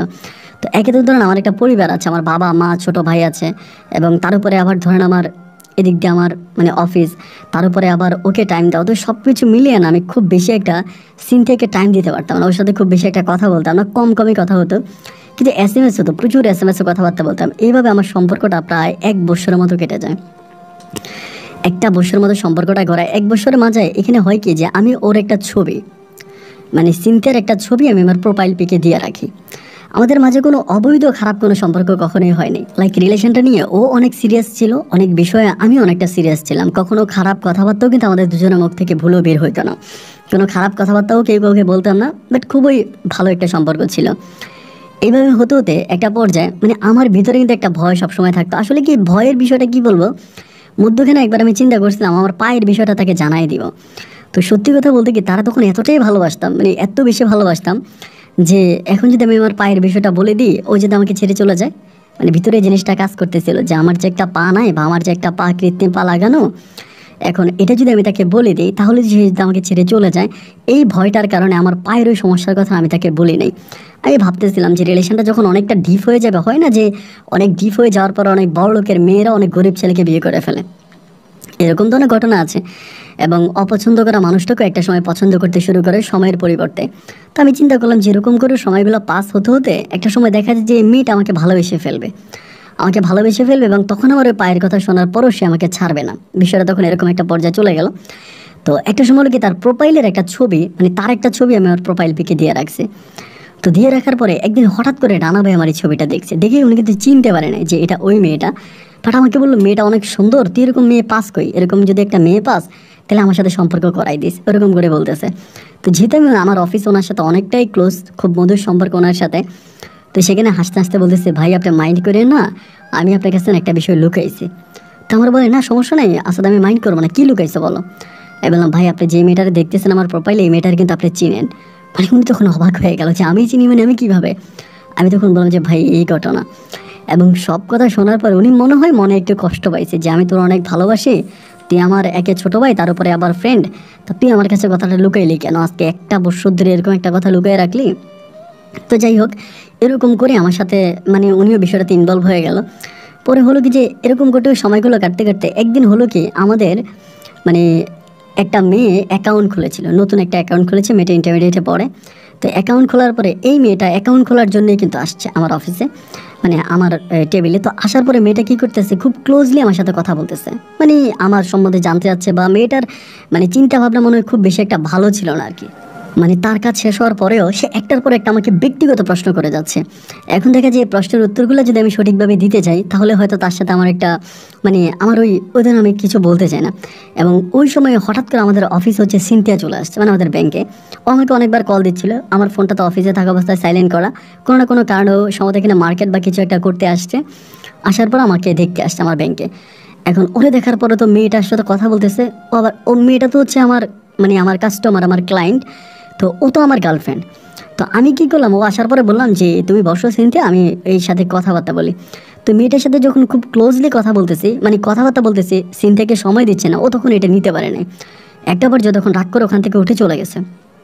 চলে যাওয়ার পরেই মেয়েটাও চলে গেল এবং আমার যে ক্লায়েন্ট ছিল এইটাও চলে গেল। এরপর আমি সিনথিয়াকে কল দিচ্ছি, সিনথিয়ার নাম্বারটা বন্ধ, বারবার ট্রাই করতেছি, নাম্বারটা বন্ধ, এবং আমি ওর নাম্বারে আর কোনো ট্রাই পাইতেছি না। এবং রাতও হয়ে গেল, তখন ওর মোবাইলটা বন্ধ। ভাই তখন মনে হয় কি জানেন, আমার নিঃশ্বাসটা বন্ধ হয়ে যাচ্ছে, কি মোবাইলটা বন্ধ করে রাখলো কেন, আমি অপরাধ করি, আমাকে মারো কাটুক যাই করুক, আমাকে যেটা খুশি সেটা করুক, আমিও সমস্ত কিছু মেনে নিতে রাজি আছি, কিন্তু মোবাইল ফোন কেন বন্ধ করবে। মানে ওর ফোন বন্ধ থাকলে তবে আমার নিঃশ্বাস বন্ধ হয়ে যাবে, ডেফিনেটলি কথা হচ্ছে এটা। সারাদিন তারে ট্রাই করলাম, তার নাম্বার বন্ধ। পরের দিন আমি তার ইউনিভার্সিটিতে, মানে সে যে কলেজে পড়তো ওখানে চলে গেছে, সকালবেলা অফিসে না এসে। যাওয়ার পরে তার এক বান্ধবী ছিল, ওই মেয়ের সাথে বললাম যে এই ঘটনা, আমি একটু সিনথিয়ার সাথে কথাবার্তা বলবো। ও তখন আসছে, এসে আমাকে বলতেছে কেন আসছিস, মানে তুই করে সম্বোধন করতেছে। আমি বললাম যে দেখো আমার উপর রাগ করো না, দেখো বিষয়টা হচ্ছে এরকম, তুমি আমার ভুল বুঝছো, এই মেয়েটা আমার ক্লায়েন্ট ছিল, ও অ্যাকাউন্ট করার জন্য আসছে এরকম। পরে বলে ও আচ্ছা, একটা মেয়ে অপরিচিত অ্যাকাউন্ট করতে আসলে তার মানে ব্যাংকের লোকদের সাথে কীরকম কথা বলে এগিয়ে আমি জানি না মনে করছিস। মানে চিটংয়ের বাসায় খুব নোংরা ভাষায় কথাবার্তা বলতেছে, খুব গালাগালি করতেছে। তো একটা পর্যায়ে অনেকেই যেহেতু কলেজের সামনে অনেকে তাকাচ্ছে, আমি চিন্তা করলাম বাজে কোনো সিগারেট হয়ে যায় কিনা। পরে আমি ওর সাথে কথাবার্তা না বলে রিক্সা টান দিয়ে আমি তখন বাসার দিকে রওনা দিয়েছি। আমি সেদিন অফিসেও জানি বাসায় গেছি। বাসায় যাওয়ার পরে রাত 9টার দিকে তখন আমার ভাই ফোন দিছে বলতে ওই আমাদের রানা ভাই ফোন দিছে, দিয়া বলতেছে কী ব্যাপার আজকে অফিসে আসলা না, তোমার কোনো খোঁজ খবর নাই, কী হয়েছে, সমস্যা কি। পরে মানে না ভাই ঠিক আছে, কোনো সমস্যা না। আমাকে বলে না কিছু একটা হয়েছে, আসাদ আমার কাছে বলো। আমি তখন ওনাকে বারবার বলতেছি যে না ভাই কিছু হয়নি, এভরিথিং ইজ এ ফাইন। পরে বলে না তোমার কিছু একটা হয়েছে। কারণ উনি আসলে কি জানেন, আমার পারিবারিক বিষয়গুলো জানতো, যে আমার মা বাবা নাই বা আমি যাদের কাছে আছি আমি তাদের পালিত সন্তান বা এরকম সবগুলো বিষয় কিন্তু উনি জানতো। তো উনি সামহাও মনে করছিল যে সম্ভবত এরকম কিছু একটা হয়েছে যেটা আমি ওনার কাছে বলতে পারতেছি না, আমাদের পারিবারিক কোনো একটা খারাপ কোনো খবর বা এরকমটা উনি মনে করছে। তা আমাকে বারবার অনুরোধ করার পর আমি বললাম যে রানা ভাই আমি তো আসলে আপনার কাছে কোনো কথা লুকাই না, তো এখন আসলে কি বলবো বুঝতে পারতেছি না। তো এরকম এরকম একটা ঘটনা, মানে তখন পুরোটা বিষয় ওনাকে বললাম যে আপনি তো দেখলেন অফিসে এরকম একটা মেয়ে আসছিল, এখন এই মেয়েটা আমাদের রিলেশনের মাঝে একটা ঝামেলা তৈরি করে দিছে। পরে রানা ভাই হাসতে হাসতে বলতেছে, তুমি পুরো বোকা আসাদ, আমি তো তোমাকে ভালো মনে করতাম, তুমি তো আসলে বোকা। এটা কোনো বিষয় হলো, তোমার পাশের চেয়ারটাতে তো আমি বসি নাকি? আমি বললাম হ্যাঁ। তো বলি ঠিক আছে, তাহলে আমি তো সিনথিয়াকে বুঝাইতে পারি, তুমি একটা কাজ করো, সিনথিয়াকে কল দাও, কল দিয়ে আমার সাথে কনফারেন্স করা দাও, আমার সাথে কথাবার্তা বলি, এবং কথাবার্তা বলে আমি ওকে ঠিক করে ফেলবো। দেন আমি তখন করলাম কি, ওরে কল দিলাম, মানে সিনথিয়াকে কল দিলাম, অনেকগুলো কল দিলাম, ও ধরলো না। পরে ভাই আমাকে বলতেছে, তুমি যে এত কল দাও তো ধরবে না, কারণ তোমাকে তো আরও নিতে পারতেছে না, এরকম একটা ঘটনা ঘটছে, তুমি ও নাম্বারটা আমাকে দাও, আমি কল দিই, আমি কথা বলে তারপর তোমার সাথে কনফারেন্স করাবো। পরে আমি বললাম যে ভাই ঠিক আছে। পরে আমি আমার নাম্বারটা ওনাকে দিলাম, দেওয়ার পরে উনি তখন সিনথিয়ার সাথে কথাবার্তা বললো, বলে কিছুক্ষণ পরেই আমার সাথে কনফারেন্স করাইলো, এবং কনফারেন্স করাই বলতেছে যে আসাদ কথা বলো, আর আর এরকম কোনো কিছু তার কাছে লুকাবা না, বা এরকমভাবে কোনো কিছু করবা না, আমি চাই না তোমাদের সম্পর্কের মাঝে কোনো ঝামেলা হোক। মানে উনি একজন সম্পূর্ণ বড় ভাইয়ের দায়িত্ব নিয়ে আমার এই সম্পর্কটাকে ঠিক করে দিল। যাই হোক আলহামদুলিল্লাহ, এইভাবে আমাদের সম্পর্কটা আবারও সামনের দিকে যাচ্ছে, মানে আমরা আবারও দুজনে আবার ডিপ রিলেশনে চলে গেলাম, আবার সব কিছু ঠিকঠাক। এইভাবে কিছুদিন পরে তখন আমি তাকে বিয়ে করব, মানে আমার একটা পরিকল্পনা, যেহেতু আমি এখন ব্যাংকের সেকেন্ড অফিসে মানে সেকেন্ড ম্যানেজার হিসেবে আছি, বা সর্বদিক থেকে আমার সব কিছু ঠিক আছে, তো আমি আমার পরিবারকে তার ছবি দেখাইলাম এবং ওর কথা বললাম, ওর পারিবারিক বিষয়ে জানলাম। আমার পরিবার এক কথাই বললো যে ঠিক আছে ফাইন, সমস্যা নাই, আমি ওকে বিয়ে করবো, বিয়ে করার জন্য রাজি আছি। তো সব কথাবার্তা বললো। এরই মাঝে আমি তখন রানাভাইকে বিষয়টা জানালাম যে রানাভাই, পারিবারিকভাবে আমরা বিবাহতে চলে যাই, এরকম এরকম। রানাভাই তখন আমাকে একদিন হঠাৎ করে বললো যে তোমার যে একটু পায়ে সমস্যা আছে, এইটা কি তুমি কখনো সিনথিয়াকে বলেছিলা? আমি তখন বললাম যে না ভাই, এই বিষয় তো কখনো বলি নাই। পরে আমাকে বলে, একটা মেয়েকে বিয়ে করবা, তো বিয়ে করার আগে তুমি বিষয়টা জানাবো না? এখন এটা যদি তুমি না জানো, এরপরে যদি মেয়েটা বিয়ে করার পরে তোমাকে ছেড়ে চলে যায়। আমি বললাম ভাই, বিষয়টা তো আসলে এইভাবে চিন্তা করি নি, একটা সময় চিন্তা করছিলাম যে জানাবো ওকে, পরে আবার ভাবলাম যে ওকে জানানোর পর ও যদি আমাকে ছেড়ে চলে যায়, ভাই আমি তো এটা নিতে পারবো না, কারণ আমি ওকে অনেক ভালোবাসি, তা এই জন্য আর আমি ওকে জানাই নাই। তো এখন আমি কি করব? পরে আমাকে বলতেছে যে না, তোমার এটা আসলে তোমার মানে গার্লফ্রেন্ডকে এটা তোমার জানানো উচিত, কারণ না জানিয়ে বিয়েটা করে ফেলবা, এরপরে দেখা যায় যে একটা পর্যায়ে তোমাদের পারিবারিকভাবে ঝামেলা হবে, এটা কি ঠিক হবে নাকি? পরে আমি বললাম যে আচ্ছা ভাই ঠিক আছে। পরে এরকম করে প্রতিদিনই চিন্তা করে যে আমি সিনথিয়াকে বলবো যে আমার একটা পা নাই, বা আমার একটা পা কৃত্রিম পা লাগানো, এটা ওকে বলবো। কিন্তু দেখা যায় মানে যখনই না বলতে যায়, তখনই আমার ভিতরে মানে কেমন যেন একটা অন্য মানুষ চলে আসে, মানে আমি বলতে পারি না, শত চেষ্টা করে আমি ওকে এটা বলতে পারি না যে আমার একটা পা নাই বা আমার পায়ে একটু সমস্যা আছে। এমন করে একদিন হঠাৎ করে আমাদের চট্টগ্রামে আপনার একটা পার্কেও আমাকে ডাকছে, মানে হঠাৎ করে বলছে দুপুরবেলা, একটু রাগান্বিত কণ্ঠ ছিল যে আসাদ একটু এখানে আসো, ফয়েজ লেকে আসো। তো আমি বললাম যে ঠিক আছে আসতেছি, আমি ফয়েজ লেকে আসতেছি। অফিসে ছিলাম, অফিস থেকে রানাবাড়ি বললাম, রানাবাড়ি বলে হ্যাঁ ঠিক আছে, ফোন দিচ্ছে যেহেতু যাও, তবে হ্যাঁ আজকে গেলে তুমি ওই কথাটা বলে দিও। আমি তখন বললাম যে ভাই, যে কথাটা আমি ওকে সরাসরি বলতে মানে ফোনে বলতে পারি নাই, এটা আমি সরাসরি বলবো কেমন করে, এটা সম্ভবত আমি বলতে পারবো না। আমাকে বলে না সাদ, ভুল করে না, তুমি কিন্তু ভুল করতেছো, এই ভুলের মাসুল কিন্তু দিতে হবে, তুমি তারে বলে দিও যে তোমার এরকম এরকম তোমার পায়ে সমস্যা, সেটা বলে দিও। এবং আচ্ছা ভাই ঠিক আছে, আমি তাইলে যাই, দেখি কি হয়। পরে পার্কে গেলাম, ও তখন আপনার ফয়েজলিক পার্কে আগে যারা গিয়েছেন, এখন না, আগে যারা গিয়েছেন তারা দেখবেন যে ঢোকার পরেই একটা অনেক বড় মানে ফুটবল খেলার মাঠের মতো একটা স্পেস ছিল, অনেক বড়। তা ওই তখন কী করে, এবং স্পেস ওই ফুটবল খেলার মাঠের মতো ওই পাশেই একটা সিঁড়ি আছে, ছোটো ছোটো করে সিঁড়ি, ওই সিঁড়ির মধ্যে বসে আছে। তো পার্কে দুপুরবেলা তো কাজ মানে আপনার মানুষও আছে মোটামুটি, অত বেশি না, আবার অত কম না, মিডিয়াম। ওইখানে গেছি। আবার এরই মাঝে কিন্তু সিনথিয়ার আব্বা আম্মার সাথে আমার আব্বা আম্মাও কথাবার্তা বলছে, বিয়ের বিষয় নিয়ে মোটামুটি দুটো পরিবারেও কথাবার্তা হয়েছে। ওইখানে যাওয়ার পরেও তখন মানে কোনো কথা নেই বাতার, আমি তো লুজ প্যান্ট পরি সবসময়, কিন্তু কখনোই জিন্স পরি না। এখন লুজ প্যান্ট পরা অবস্থান হঠাৎ করে গিয়ে আমার পায়ের মধ্যে একটা লাথি মারলো, মানে আমার যে পাটা নাই আর কি, কৃত্রিম পা, ওইটার মধ্যে লাথি মারলো। মাইরা বলতেছে ব্যথা পাইছিস তুই করে বলতেছে। আমি যখন বললাম এরকম করে বলতেছে কেন, ব্যথা পাবো কেন? পরে আরেকটা লাথি মারছে খুব জোরে, এবং এত জোরে লাথি মারছে আমি পিছনের দিকে পড়ে গেছি। মায়েরা বলতেছে যে কিরে ব্যথা পাইছিস জোরে? এটা বলার পরে তখন চারদিক থেকে মানুষ তাকাইতে আসে। তা আমি যেহেতু একজন ব্যাংকার, আমি একজন সিনিয়র মানুষ, আমার তো মান সম্মান আছে, এবার আমি ওইটা দাঁড়াইছি, আমি পড়ে গেছি, এত জোরে লাথি মারছে। পরে দাঁড়ায় বলতেছি, সিনথিয়া এখানে এরকম করে কথাবার্তা বলতেছ, মানুষ তো শুনতেছে, আমাদের তো একটা মান সম্মান আছে, লোকে কি মনে করবে? খুব জোরে তখন বলতেছে, এই ধোকাবাজ, বেঈমান, প্রতারক, মানে খুব ভাবে খারাপ ভাষায় কথা বলতেছে। আমি বললাম যে মানে তুমি এরকম করে ব্যবহার করতেছো কেন, এটা একটা পাবলিক প্লেস, এখানে মানুষজন দেখতেছে, লোকে খারাপ বলবে সিনথিয়া তুমি না লক্ষ্মী মেয়ে, তুমি না ভালো মেয়ে, রাস্তাঘাটে কেউ এরকম ঝামেলা করে।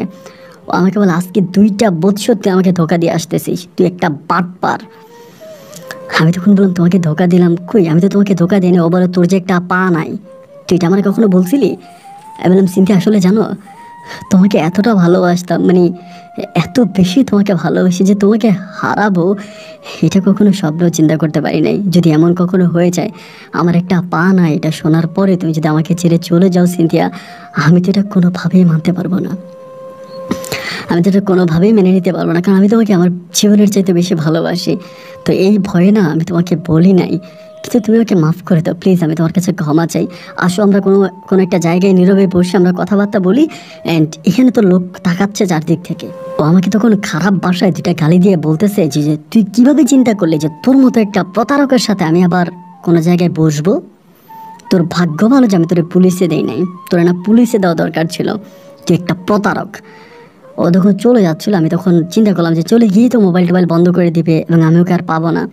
আমি পিছন থেকে হাতটা জড়াই ধরছি, মানে হাতটা ধরছি, মানে আপনার ফার্স্ট দিক থেকে বেরিয়ে গেছে, মানে গেট থেকে বেরিয়ে যাওয়ার পরে হাত ধরেছি এই কারণে যে আমরা দুজনে যদি একটা সিন জিতে উঠি এবং সিন জিতে ওঠার পরে কথাবার্তা বলু, তো আমি ওকে একটা ম্যানেজের দিকে নিতে পারবো। আমি বললাম যে চলো সিন জিতে উঠি, তোমাকে বাসার সামনে নামাই দিই। বলে হাত ছাড়। আমি বললাম যে এরকম করো না, খারাপ দেখা যায়। এটা 2বার বলার পর তখন ভাই করলো কি, মানে ওর পায়ে জুতা ছিল, জুতাটা খুলেই ঠাস ঠাস করে আমার গালে মারতে শুরু করলো, আমার গালে, আমার কপালে, আমার মাথায় জুতার বাড়ি খুব জোরে জোরে মারতেছে। আশেপাশ থেকে 2-1টা লোক আসলো, এসে আমার ধরলো, ওরে ছুটাইলো। ও তখন বলে আমার বিরক্ত করে, আমাকে ডিস্টার্ব করে। তো সেখানে লোকেরা কোনো কিছু বললো না। ও তখন কী করলো, একটা সিএনজি ডাক দিল, ও সিএনজিতে উঠে তখন চলে গেল।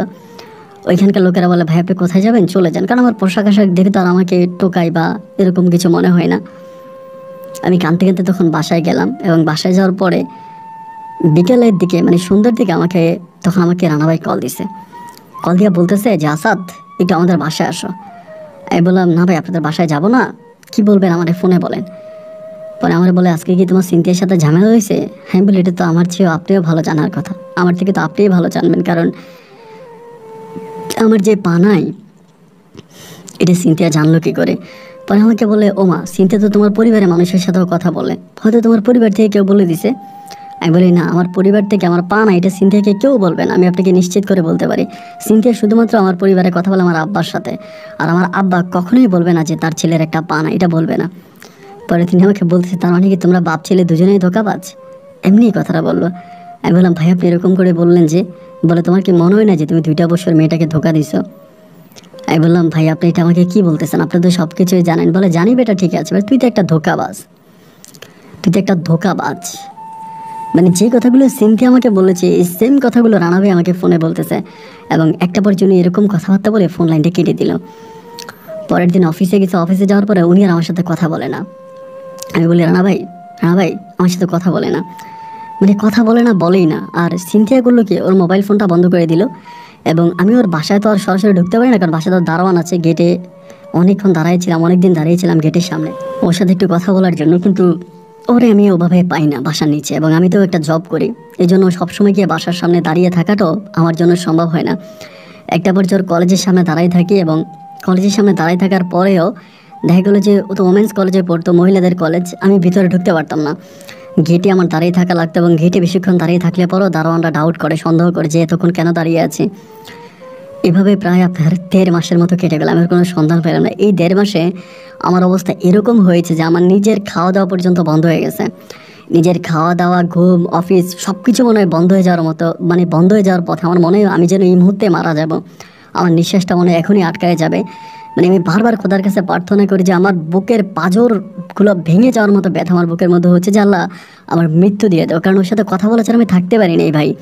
কারণ আমার লাইফে তো একটাই মানুষ যার সাথে আমি কথাবার্তা বলি, যাকে আমি ভালোবাসি। এরকম করে 1.5 মাস পরে মরার উপরে খাড়া আমার কাছে বিয়ের কার্ড এলো। অফিসে যাওয়ার পর আমাদের ম্যানেজার সাহেব আমার বিয়ের কার্ড দিল, এবং ওই কার্ডে রানা ভাইয়ের বিয়ের কার্ড, এবং রানা ভাই আমাকে না জানিয়ে অফিস থেকে বিয়ের জন্য ছুটি নিয়ে নিছে। তার চেয়েও বড় অবাক করা বিষয় হচ্ছে, আমি যখন কার্ডটা খুলে, এই কার্ডটা খোলার পরে আমি দেখতে পাই তার মানে কনের নাম হচ্ছে সিনথিয়া আক্তার, মানে আমার আমার ভালোবাসার মানুষ, যাকে আমি 2 বছর ধরে ভালোবেসেছি, যে আমার দেহের অক্সিজেন ছিল, যার সাথে কথা না বলে আমি নিঃশ্বাস নিতে পারি না, যে আমার বেঁচে থাকার একমাত্র অনুপ্রেরণা, আমার সেই ভালোবাসার সোনা ময়না পাখি টিয়াটাই রানা ভাইয়ের বউ হতে যাচ্ছে। ঠিকানা ঠোকানা সব কিছু মিলিয়ে দেখলাম যে সিনথিয়ার ঠিকানা। এর আগেও আমার অনেক ডাউট লাগছিল যে রানা ভাই অবশ্যই সিনথিয়াকে পছন্দ করে। অনেক সময় বলতো যে মেয়েটা তোমার সাথে মানায় না, মেয়েটা অনেক কিউট, এটা ওইটা অনেক কথা উনি আমাকে বলতো। আমি ভাবতাম যে হয়তো দুষ্টমি করে উনি কথাগুলো বলে, কিন্তু এই কথাগুলো যে সিরিয়াস ছিল এইটা না ভাই আমি বুঝতে পারি নাই। একটা পর্যায়ে এরকম হয়ে গেল যে আমার মানে আমি আর অফিসে আসাটাই ভুলে গেলাম। আমি মানে প্রতিটা দিন ওর নাম্বারে ট্রাই করি, মানে এতবার নাম্বারে ট্রাই করবে, নাম্বারটা বন্ধ বন্ধ বন্ধ। এবং আমি তো একজন জেন্টেল পার্সন, ওর বাসার সামনে গিয়ে সিনক্রিয়েটও করতে পারি না, ঝামেলাও করতে পারি না, কখনো এরকম ঝামেলা মুখর হয়নি। একটা পর্যায়ে ব্যাংকে যেতে মানে না যেতে যেতে ব্যাংক থেকে আমাকে নোটিশ করা হলো যে আপনি ব্যাংকে আসতেছেন না কেন, ব্যাংকে জয়েন করেন না কেন, এমন করে সাময়িকভাবে আমাকে ব্যাংক থেকে বরখাস্ত করা হলো। সাময়িকভাবে ব্যাংক থেকে বরখাস্ত করা হলো এবং বরখাস্ত করার পরে আমার বাসার মধ্যে প্রচুর পরিমাণে ঝামেলা চলতেছে আমার আব্বা আম্মা মিলে। যেহেতু ব্যাংকে যাস না কেন, ব্যাংক থেকে তোকে বরখাস্ত করা হয়েছে, মানে খুবভাবে ঝামেলা করার একটা পর্যায়ে যেদিন সিনথিয়ার বিয়ে এর আগের দিন আমাদের যে এমডি ছিল, আমাদের মানে ম্যানেজার, উনি আমাকে ফোন দিল। ফোন দিয়ে সকালবেলা খুব মিসবিহেভ করলো আমার সাথে, খুব খারাপ ব্যবহার করলো। এবং খারাপ ব্যবহার এক পর্যায়ে আমি ওনার সাথে দুর্ব্যবহার করলাম। একে তো আগামী দিন আমার ভালোবাসা মানুষটার বিয়ে, তারপরে আব্বা আম্মা এরকম করে আমার সাথে দুর্ব্যবহার করতেছে, খারাপ ব্যবহার করতেছে, মানে তার উপরে আবার উনি আমাকে সকালে ফোন দিয়ে এরকম খারাপ ব্যবহার করতেছে। মানে কয়েকটা চাপ একসাথে নিতে পারিনি, নিতে না পেরে আমি পরে ওনার সাথেও খারাপ ব্যবহার করি। এবং ওনার সাথে খারাপ ব্যবহার করার পরে যেদিন আমার ভালোবাসার মানুষটার বিয়ে, ওই দিন আমাকে স্থায়ীভাবে আমাদের ব্যাংক থেকে বরখাস্ত করা হয়, একদম স্থায়ীভাবে আমার চাকরিটা চলে যায়। এই ব্যাপারটা তখন আমাদের বাসায় আসে এবং পেপার বাসায় আসার পরে আমার আব্বা আম্মা তখন বিষয়টা জানতে পারে। জানতে পারার পরে তারাও তাদের আসল রূপটা আমাকে দেখাতে শুরু করে। আমার সাথে আর ভালো করে কথা বলে না এবং খুবই দুর্ব্যবহার করে, খারাপ ব্যবহার করে। আমি ঘরে বসে বসে কান্নাকাটি করি, খুব খারাপ একটা অবস্থার মধ্যে চলে যাই। একটা পর্যায়ে আমি ভাবছিলাম যে আত্মহত্যা করব, মানে আত্মহত্যা করে মরে যাব, আমি নিজের জীবন আর রাখবো না। তারপর নিজের মাঝে কেমন জানি আমার ভিতর থেকে কেউ একজন বলে উঠলো, মরে গেলেই তো শেষ, রানা তো লোকটা ভালো না, রানা তো লোকটা ভালো না, হয়তো সিনথিয়াকে কষ্ট দিতে পারে, হয়তো সিনথিয়ার মন ভেঙে দিতে পারে। তো আমি অন্য কারোর জন্য না হলেও সিনথিয়ার জন্যই বেঁচে থাকবো। ও যদি কোনোদিন আমার কাছে সাহায্য চায়, যেন আমাকে সাহায্য করতে পারি, শুধু সিনথিয়ার জন্যই বেঁচে থাকবো। এই কথা বলে মানে এই সিদ্ধান্ত নিয়ে আমি তখন আবারও পুনরায় চাকরির জন্য অ্যাপ্লাই করতে থাকি বিভিন্ন জায়গায়। কিন্তু কোথাও আসলে আমি চাকরির জন্য ভালো কোনো সুযোগ সুবিধা পাচ্ছি না, একে তো আমার পা নাই। তারপরে মানসিকভাবে চেহারা টেয়ারা সব খারাপ হয়ে গেছে। আসলে ওভাবে কোনো জায়গা থেকে আসলে চাকরির কোনো ভালো ব্যবস্থা আমার হচ্ছিল না। এমন করতে করতে খুব নর্মাল একটা চাকরি পেয়েছি, খুবই নর্মাল। চাকরির বিষয়ে বলতে চাই না, শুধু এতটুকুই বলি অনেক নর্মাল একটা চাকরি। এই চাকরিটা পাওয়ার পরে একদিন আমি আপনার এবিসি রেডিওর অনুষ্ঠানগুলো শুনতাম আমাদের এই চিটংয়ে বসে। তা রেডিওর অনুষ্ঠানগুলো আমার কাছে খুব ভালো লাগতো। মানে রেডিওতে যে মানুষজন তাদের ওই দুঃখের কথাবার্তাগুলো বলে, সেখানে রেডিওর ওই আরজের সাথে আমি যোগাযোগ করি এবং যোগাযোগ করে অনেকে বলি যে ভাই আমার জীবনে একটা ঘটনা আছে, আমি আপনার ঘটনাটা জানাতে চাই। পরে তিনি আমাকে ইনভাইট করে, আপনি চিটংয়ে আসেন। আমি চিটংয়ে এবং চিটং থেকে আমাকে ঢাকা রেফার করে, মানে ঢাকা পাঠায়। এবং ঢাকার একটা রেডিও অনুষ্ঠান, মানে রেডিওর অনুষ্ঠানে গিয়ে আমি তখন আমার জীবনে ঘটে যাওয়া সমস্ত ঘটনাগুলো বলি, আমার চিটংয়ের ঠিকানা বলি, সব কিছু বলি। এবং প্রচুর পরিমাণের যারা রেডিওর অনুষ্ঠানে যারা ছিল আর কি, যারা অফিসে ছিল, তারাও খুব মর্মাহত আমার গল্পটা শুনে খুব কান্নাকাটি করে। এবং এক পর্যায়ে তারা আমাকে সম্মান করে রেডিওর অনুষ্ঠান থেকে বিদায় দিয়ে আমি পুনরায় আবারও চিটংয়ে আসি। আসার পর এরকমভাবে কাজকর্ম করতেছি। তারই প্রায় 7 মাস পরে আমি তখন আমার বাসায় থাকতাম, কিন্তু আমার ভাইয়েরা, আমার মা বাবা আমার সাথে কেউ কথা বলতো না। তো এরপরও বিয়ের মতো আমি ওই বাসায় থাকতাম। 7 মাস পরে একদিন সিনথিয়া আমাকে ফোন দেয়। আমাকে ফোন দিয়ে বলে, আসাদ আমার সাথে একটু দেখা করবা? এমন করে আমি তখন বললাম, কি বলো, আজকে এত মাস পরে কোন প্রয়োজন আমার সাথে দেখা করবা? বলেন, আমি না তোমার সাথে একটু দেখা করতে চাই, আমার সাথে একটু দেখা করা যাবে? রাগ অভিমান সব কিছু ভুলে। আমি তখন বললাম, আমি তো তোমার উপর কোনো রাগ করি নাই, তোমার উপর আমার কোনো অভিযোগও নাই, নেই কোনো অভিমান। তুমি যদি বলো দেখা করার জন্য তাহলে আমি করব, আমার কোনো সমস্যা নেই। তাহলে বলা, আগামী দিন একটু অমুক জায়গায় আইসো। একটা ঠিকানা দিলে। আমি বললাম যে রানা ভাই কোথায়? বলো, ও তো আছে, ও তো তোমাদের ওই অফিসে এখনও কাজ করে। পরে আমার এটাও পরে যখন বললো ওই রেস্টুরেন্টে বলতে একটা জায়গার মধ্যে আমার সাথে দেখা করলাম। তো আমাকে দেখে চিনতে পারতেছে না, মানে কালো হয়ে গেছি, শুকিয়ে গেছি, মানে খুব খারাপ চেহারা হয়ে গেছে। আমাকে দেখে বলছে তুমি এরকম হয়ে গেছো কেন, তোমাকে তো চিনেই যায় না, তোমার চুল টুল কেমন এলোমেলো হয়ে গেল, চেহারা জানি কেমন হয়ে গেল, কি হয়েছে তোমার? বাইরে যে মানুষ আমার জীবনের 12টা বাজিয়ে দিল, সেই মানুষটি আবার আমাকে জিজ্ঞেস করে কি হয়েছে আমার। আপনারা বলেন তো আমি তারে কি উত্তর দিব, কি বলবো তারে আমি? তখনও চোখের পানিগুলো টপ টপ করে পড়তেছে। আমার বলে কান্দো না, কি হয়েছে? হ্যাঁ বললাম কিছু হয়নি, তোমার সংসার জীবন কেমন কাটতেছে? ও বলে খুব ভালো কাটতেছে। আমি বললাম ভালো, তো ভালো কাটলেই ভালো, তো ঠিক আছে চলে যাই। এই বলে আমি উঠে গেলাম, কারণ আমি তার এখানে থাকলেও তো আমি আরও ইমোশনাল হয়ে যাব। উঠে যাচ্ছে, একটা সময় আমার হাত ধরে ফেলছে, ধরে আমাকে বলে যে তুমি আমাকে কেমন ভালোবাসো? আমি বললাম আজ এত মাস পরে কেন ভালোবাসার কথা আসতেছে? ও আমাকে বলে তুমি আমাকে জিজ্ঞেস করলে আমি কেমন আছি, আমি বললাম ভালো আছি। আর ভালো আছি শোনার পর তুমি উঠে যাচ্ছ? তুমি যদি আমাকে সত্যিকারে ভালোবাসতা তাহলে আমার চোখের দিকে তাকিয়ে না আমার হৃদয়টা স্পষ্ট বুঝতে পারতো, আমার মুখের দিকে তাকিয়ে আমার মনটা অনুভব করতে পারতো। তুমি আসলে আমাকে কোনোদিন ভালোই বাসো নাই। আমি বললাম ঠিক বলেছ, আমি আসলে কোনোদিন তোমাকে ভালোই বাসি নাই। যদি ভালোবাসতাম তাহলে তো আর আমার চেহারা আজকে এরকম হতো না। আমি তখন বলে যে আসাদ আমার একটা উপকার করবা? আমি বললাম উপকার, হ্যাঁ করবো, সমস্যা নাই, কী উপকার বলো? আমাকে বলতেছে আমার সাথে কি কয়েকদিন একটু ফোনে কথা বলবা? আমি তখন বললাম মানে তোমার সাথে ফোনে কথা বলবো কয়েকদিন, মানে বুঝলাম না। পরে বলে আমার সাথে কয়েকটা দিন একটু ফোনে কথা বলবা? আমি বললাম যে মানে তোমার সাথে ফোনে কথা বলবো, আমাকে একটু বুঝিয়ে বলো। পরে বলে যে তাহলে তোমাকে খুলেই বলি, রানা না মানে আমাকে এই কয়েকটা দিন ধরে অনেক অবহেলা করতেছে। আমি বললাম অবহেলা করে কেন?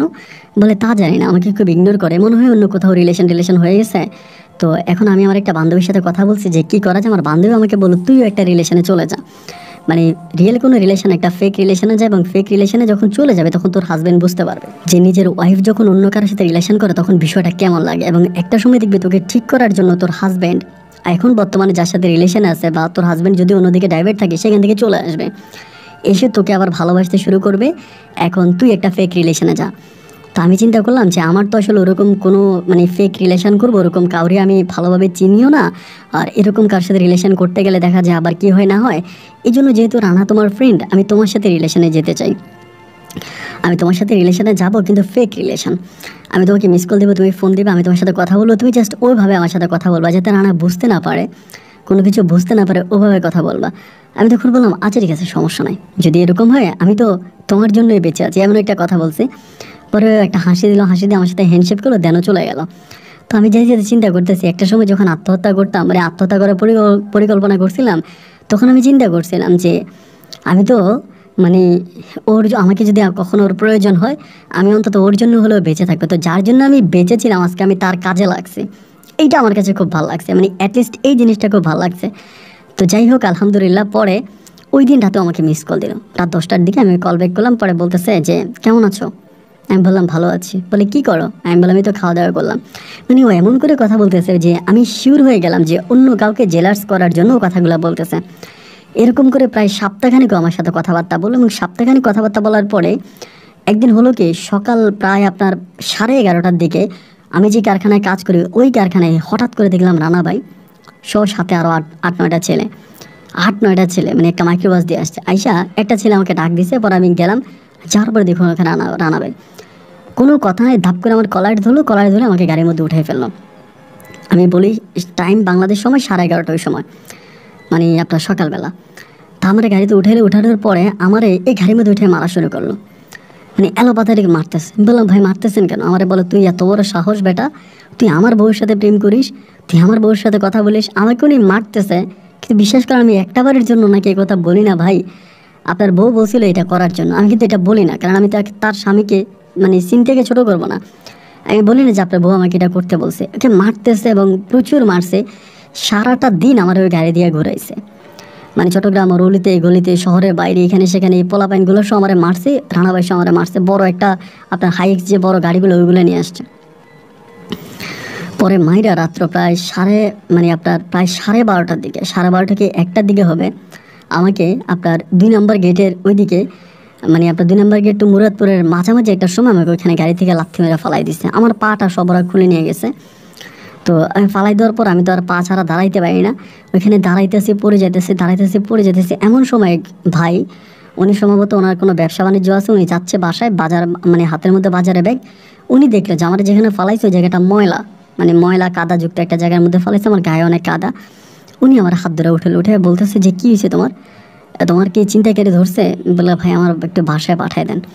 পরে বললাম যে বলে বাসা কথা, আমি বললাম যে ওইখানে। তা উনি আমাকে তখন বাসায় যাওয়ার জন্য সিনজি ডাক দিচ্ছে। সিনজি ডাক দেওয়ার পরে হঠাৎ আমার মাথায় আসলো এই অবস্থার মধ্যে যদি বাসায় যায় তাহলে তো আরও অবস্থা খারাপ হয়ে যাবে। তাই আমি বললাম যে না ভাই বাসায় যাবো না, আমাকে আপনি এখানে রেখে আপনি চলে যান। এই ভদ্রলোককে বলতেছে। উনি আমার বলে ভাই আপনি এটা কী বলেন, আমি আপনাকে এখানে রেখে চলে যাব? আপনি হাঁটতে পারেন, আপনার পা নাই, আপনি একটা অসুস্থ মানুষ, আচ্ছা আপনি আমার বাসায় চলেন। তা যেতে জেনেও তো জোর করে ওনাকে আমার বাসায় নিয়ে গেলো, বা ওনার বাসায় নিয়ে গেলো। বাসায় নিয়ে যাওয়ার পরে আমাকে বললো যেটা আমার বাসা। তো ওনার বাসায় গেলাম, ছেলে মেয়ে আছে সবাই। আমাকে তখন গোসলের জন্য কাপড় দিল, গোসল করলাম এবং খাওয়া দাওয়া করাইলো, এবং হাতে একটা লাঠির মতো দিলাম, এটাতে ভর দিয়ে হাঁটতে পারতেছি।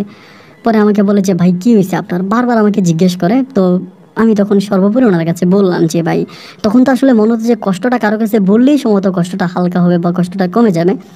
এটি চিন্তা করে আমি তখন ওই ভদ্রলোকের কাছে বললাম যে এই ঘটনা। সবগুলো কথা বলার পরে মানে উনি তখন কান্না করে দিছে, মানে আমার চোখ থেকে পানি বেরিয়ে গেছে। কান্না করে আমার বলতেছে যে ভাই রে, মানুষের জীবন যে এতটা ভয়ানক হতে পারে এটা আমি কখনো চিন্তা করি নাই। তো আমি বললাম আমি আমার পরিবারের কাছে ফিরে যাব না, এবং যেখানে চাকরি করি সেখানেও যাব না। আপনি আমাকে কোথাও দিয়ে আসেন, আমি ওখানে বসে ভিক্ষা করব। আমি ওখানে বসে ভিক্ষা করব, আমার জীবনের সবই যেহেতু শেষ, আমি ভিক্ষা করে আমার জীবন কাটাবো। পরে আমার বলছে ভাই এতটা ভেঙে পড়েন না, যার কেউ নেই তার আল্লাহ আছে, আপনি রাতে ঘুমান। তো রাত ওনার বাসায় ঘুমাইলাম। ঘুমানোর পরে সকালবেলা উনি আমার বলে যে যাবেন আমার সাথে? আমি বললাম যে কোথায়? বলে চলে। পরে উনি আমাকে ওনার দোকানে নিয়ে গেল। দেখলাম যে সুপার মার্কেটের মতো মোটামুটি অনেক বড় বড় আকার ওনার একটা দোকান। তো সেই দোকানের মধ্যে আমি তখন গেলাম। পরে ওনার দোকানে আমি দোকান চালাইতে আছি, দোকানে বসছি। বসার পরে ওনার দোকানে বলতে উনি আমার ওনার দোকানে একটা কাজে দিচ্ছে, আমি খুব সংক্ষেপ করে ফেলি কারণ অনেক ঘটনা আরও সামনে আছে। পরে উনি আমাকে ওনার দোকানে বসাইলো যে তুমি আমার দোকানে বসো, আমার দোকান তুমি চালাও। পরে ওনার দোকানে আমি বসলাম। বসার পরে ওনার দোকানে আমি থাকতাম, মানে খুব ভালো একটা সম্পর্ক ওনার সাথে আমার হয়, খুব মধুর একটা সম্পর্ক হয়। অ্যান্ড এরকম করে সম্পর্কটা হতে হতে ওই ওনারও আবার মানে এই লোকটার মানে যার দোকানে আমি চাকরি করতাম, আর এর মাঝে কিন্তু আমি আমার মোবাইল ফোনটা চেঞ্জ করে ফেলি, আমার আব্বা আম্মার সাথে কোনো যোগাযোগ করি না, এবং যে কারখানায় আমি আগে চাকরি করতাম ওখানেও আর আমি যাইনি। আমি নতুনভাবে আমার এই ভাইয়ের বাসায় থেকে আমি তখন এখানে কাজ করতেছি। এইভাবে 1.5 মাস কাজ করার পরে একদিন ওই লোকটার একটা বন্ধু আসছে, মানে মোটামুটি অনেক বড় একটা বন্ধু আসার পরে ওই বন্ধুটা বলতেছে যে এই ছেলেটাকে তো চিনি না, দেখে তো শিক্ষিত ছেলে মনে হয়, তোর এখানে দোকানে কাজ দিলি, তা ছেলেটা কি হঠাৎ করে কই পাইলি? ওই বন্ধুটারে বলতেছে। পরে বন্ধুটা বলতেছে যে এই ঘটনা এমনি এমনি ছেলেটার জীবন, মানে আমার জীবনের কিছুটা অংশ লোকটাকে বললো। বলার পর ওই লোকটা অনেক ইমোশনাল, মানে মোটামুটি অনেকটা মানে কষ্টপ্রাপ্ত। পাওয়ার পরে আমারে বলে যে ঠিক আছে তাইলে ওনার মেয়ের বিয়ে আর কি, বলে যে আমার মেয়ের বিয়ে তুমি যাই, আমাকে একটা কার্ড দিল ওখানে আমার নামটা লিখে। তো পরে আমাকে কার্ডটা দেওয়ার পরে তখন কার্ডটা নিলাম, আমি ওনারে বললাম আর কি, যার দোকান তারে বললাম, মানে ওনার নাম হাসান ভাই বললাম যে হাসান ভাই আপনার বন্ধু যে আমারে কার্ড দিল, উনি তো আমারে চিনে না, আমারে কার্ড দিল, বলে যাইও তোমার হলে আমি ওনার বিয়েতে যাব। তার কিছুদিন পরে তখন ওনার বন্ধুর বিয়ে, মানে বন্ধুর মেয়ের বিয়ে, ওই বিয়েতে তখন আমাকে নিয়ে গেল। এবং নিয়ে যাওয়ার পরে তো সেখানে বসে বসে উনি কথা বলতেছে। সম্ভবত আমার তো অনেকেই জিজ্ঞেস করে যে আমাকে চিনে কিনা। ওই সময় কিন্তু আমার আর কৃত্রিম কোনো পা নাই, মানে ওই পা কেনার মতো সামর্থ্য তো আর আমার নাই। আমি ওই সময় ধরেন আপনার ওরকম লাঠি বট দিয়ে বিয়ের অনুষ্ঠানে গেছিলাম আর কি। তো অনেকেই জিজ্ঞেস করে যে বিয়েটা যেহেতু অনেক বড় লোকের, এবং ওনার যে বন্ধু মানে হাসান ভাইয়ের যে বন্ধু, ওই বন্ধু কিন্তু অনেক বড় লোক, মানে নিজের বাড়ি গাড়ি চিটংয়ে বিশাল অবস্থা। তো এরকম একটা বড় লোকের অনুষ্ঠানে আমার মতো একটা পঙ্গু লোক গেলাম, তাও পোশাক আশাক অতটা ভালো না। তো আমাকে নিয়ে সবার মনে একটা প্রশ্ন যে এই লোকটা কোত্থেকে আসলো বা লোকটার পরিচয় কি, মানে অনেকেই জিজ্ঞেস করেছে আমি কোত্থেকে আসছি, আমার ঠিকানা জানতে চায়। তো সম্ভবত অনেকের সাথে আমার এই বিষয়টা নিয়ে ওই হাসান ভাইয়ের বন্ধুর সম্মত আলোচনা করছে। ওই সময়ে একটা মেয়ে শিরিন আক্তার নামের আমার কাছে আসছে, আইসা আমার দিকে তাকায়, মানে কেমন জানি খুব ইমোশনাল একটা নজরে তাকায় আছে। পরে আমি বললাম আপু আমার কিছু বলবেন? তা বলে ভাই আমি কি আপনার পাশে একটু বসতে পারি? আমি বললাম বসেন, সমস্যা নাই। পরে আমাকে বলে আপনার নাম কি? আসাদ। আমি বললাম জি আমার নাম আসাদ। বলে আসাদ ভাই আমার মোবাইলে একটা জিনিস আছে শুনবেন? আমি তখন বললাম মোবাইলে কি জিনিস আছে, মানে কি শোনাবেন?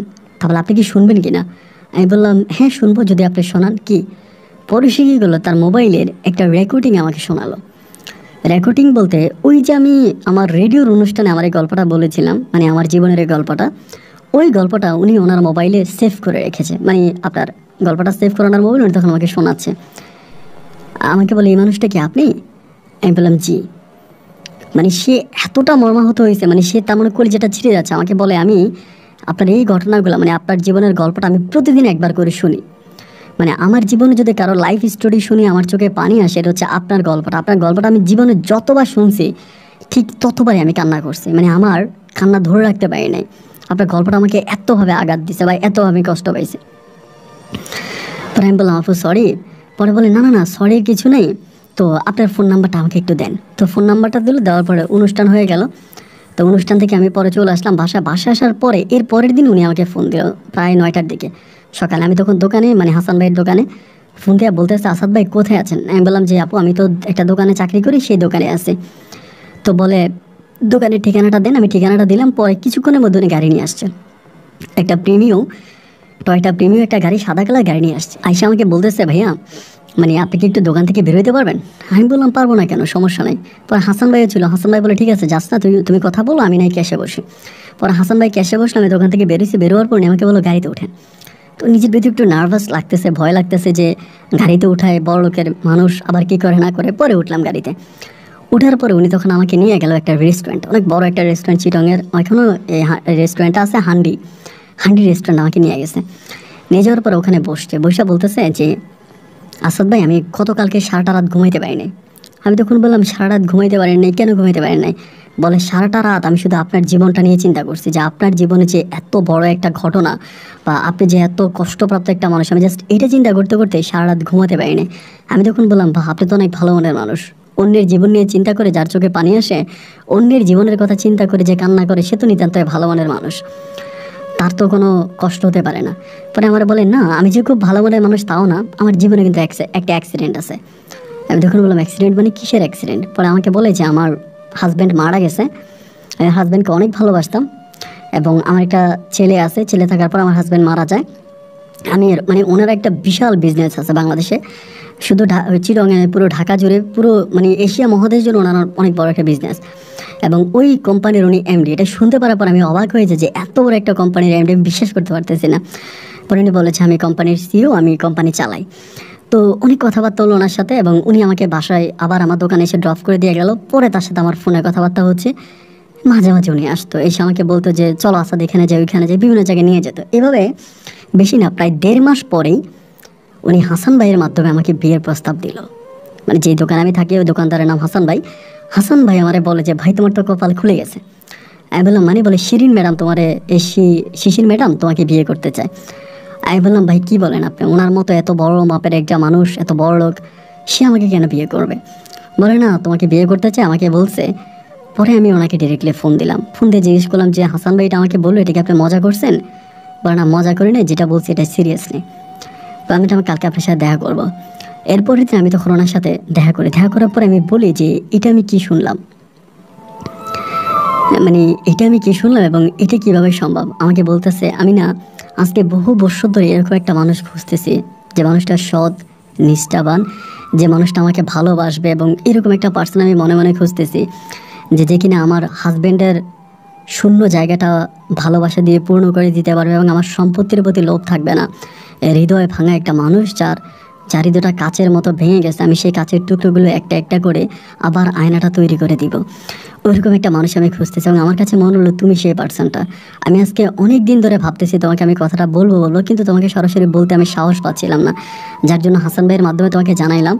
আর আরেকটা বিষয় হচ্ছে, আমি ভয় পাচ্ছিলাম যে তোমাকে এটা বললে তুমি মেনে নাও কিনা, যেহেতু আমার একটা সন্তান আছে। আমি তখন বললাম, আপনি জানেন আমার একটা পা নাই? বলে, জানি তো, এটা তুমি অনুষ্ঠান, তোমার গল্প শুনে তো আমি জেনেছি।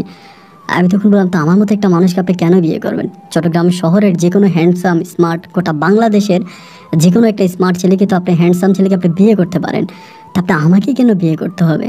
পরে বলে, ওই যে বললাম, আমি এমন একটা মানুষ খুঁজতেছি যার মনটা কেউ ভেঙে খান খান করে দিয়েছে, এমন একটা মানুষ আমি খুঁজতেছি। আমি তখন বললাম, দেখেন আপনি আরেকটু চিন্তা ভাবনা করেন। বলে, চিন্তা ভাবনা করার কিছু নেই, তুমি যদি রাজি থাকো তাহলে আমি পারিবারিকভাবে আমার আত্মীয় স্বজন সবাইকে জানাবো, জানি আমি খুব ছোট করে বিয়ে করব। আমি তখন বললাম যে, আপনি যদি বিয়ে করতে চান তাহলে পৃথিবীর যে কোনো ছেলে রাজি হবে, তো আমার কোনো আপত্তি নাই। আপনি যদি আমাকে সত্যি বিয়ে করতে চান তো আমি রাজি আছি।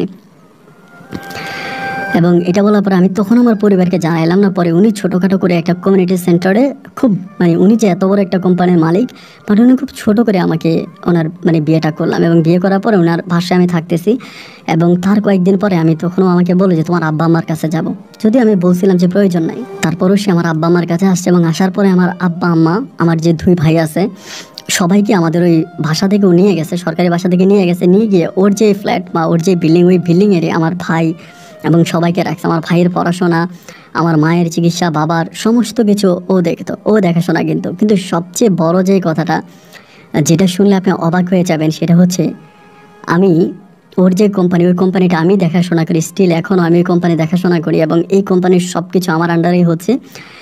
এবং বেশ অনেকগুলো দিন পরে আমি হঠাৎ সিনথিয়ার খবর নিয়েছিলাম একটা পর্যায়ে, এবং খবর নিয়ে জানতে পারি যে ওই ঘটনার পরে, আমার ওই ঘটনার পরে, আমাকে মারার পরে সিনথিয়া বিষয়গুলো জানতে পারছে। জানার পরে সিনথিয়া নিজেই হচ্ছে আমার ওই বন্ধু রানাকে ডিভোর্স দিয়ে দেয়, এবং ডিভোর্স দিয়ে দেওয়ার পরে সিনথিয়া খুব একা লাইফ লিড করে।